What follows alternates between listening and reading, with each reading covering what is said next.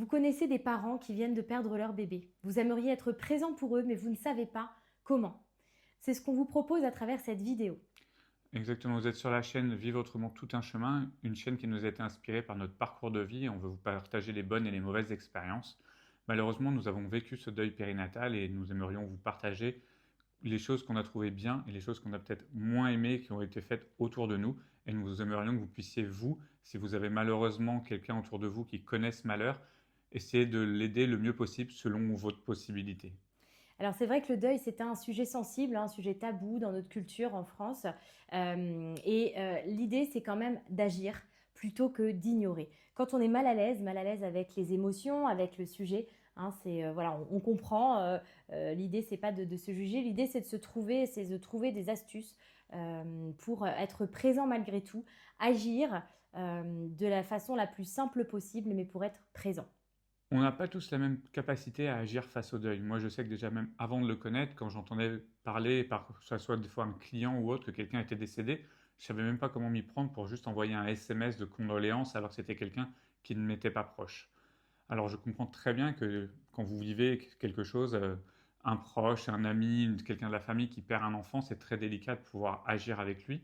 Mais si vous ne savez pas quoi faire, envoie-lui mais si vous ne savez pas quoi faire, peut-être que juste déjà envoyer un petit message pour dire que vous êtes là, que s'il a besoin de vous, il peut vous être disponible, c'est déjà peut-être la base pour pouvoir bien commencer. Souvent, on est maladroit parce qu'on veut trouver des solutions, parce qu'on veut dire quelque chose pour effacer la peine. Dans ces moments-là, je crois que c'est accueillir la peine qui est important. Alors soit on se sent capable d'être à l'écoute, d'être une épaule, voilà, ou d'être des bras pour faire un câlin simplement et d'être à l'écoute.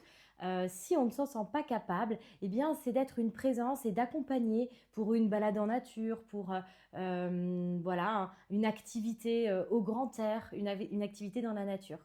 Nous, on a eu la chance, moi, mon meilleur ami m'a proposé de venir le week-end qui a suivi la perte de notre fille, pour venir à la maison avec ses enfants et sa femme, pour venir m'aider à faire le potager de la maison.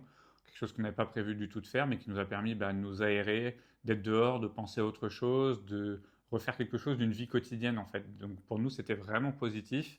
Lui, c'est parti d'un super sentiment, je n'avais rien demandé, c'est lui qui a proposé de venir.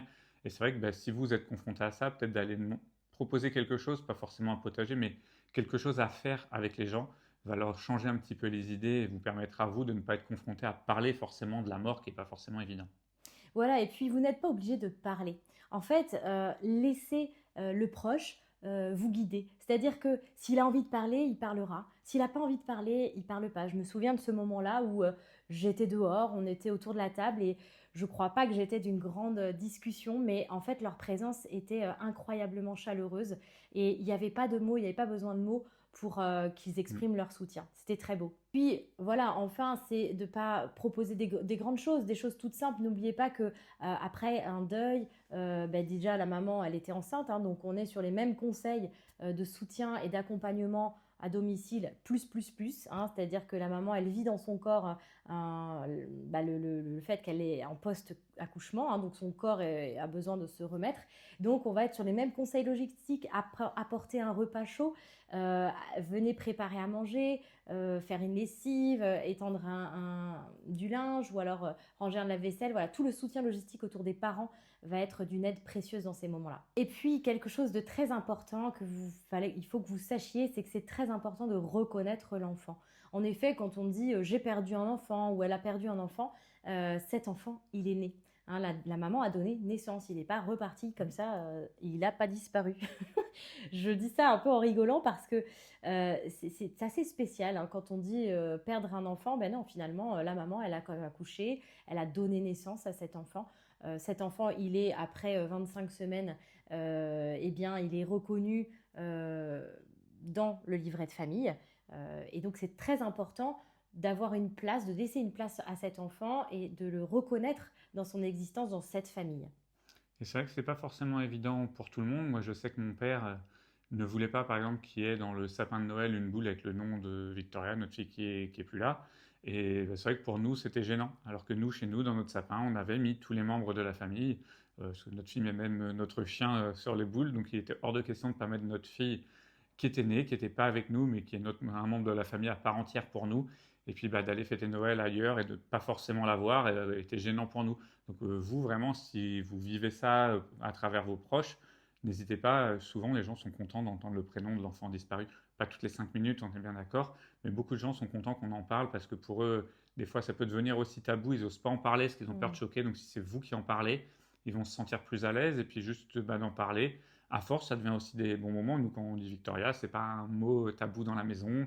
On a une jolie pensée. On n'est pas en train de pleurer quand on l'entend. Donc, c'est des choses importantes.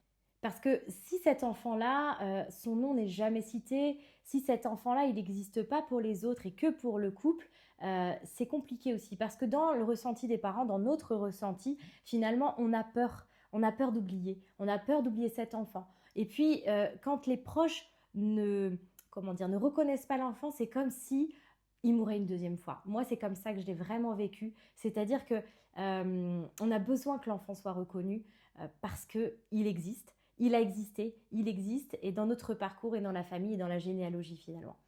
Et donc, si jamais vous avez vécu, vous aussi, un drame comme ça, n'hésitez pas à mettre en commentaire ce que vous auriez aimé que les gens fassent et à partager cette vidéo. Et puis, si vous la regardez et que bah, si jamais vous avez vécu ça, n'hésitez pas à aller voir les autres vidéos qu'on a pu faire sur la chaîne qui vont vous aider peut-être à aborder le deuil d'un proche. Ça peut toujours être utile. Et puis, ben, nous, on va vous retrouver la semaine prochaine pour une nouvelle vidéo. Et en attendant, n'hésitez pas à vous abonner et à liker la vidéo.